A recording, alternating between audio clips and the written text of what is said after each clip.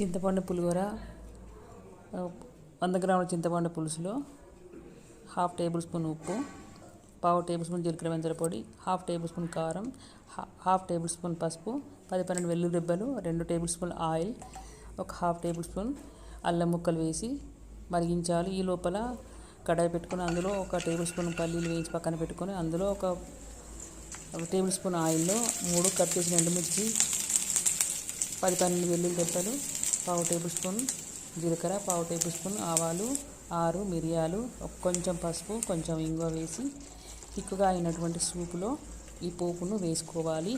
ఇందాక కరివేపాకు లేదండి, ఇప్పుడే కొన్నాను కాబట్టి మళ్ళీ ఒక ½ టేబుల్ స్పూన్ ఆయిల్లో ఒక టేబుల్ స్పూన్ కరివేపాకు వేసి ఇందాక పోపు తీసుకున్నటువంటి చిక్కటి సూప్ని కరివేపాకులో వేసుకొని ఉడికించాను ఒక 2 మినిట్స్.